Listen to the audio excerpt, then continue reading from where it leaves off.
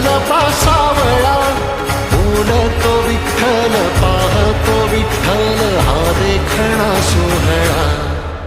तोच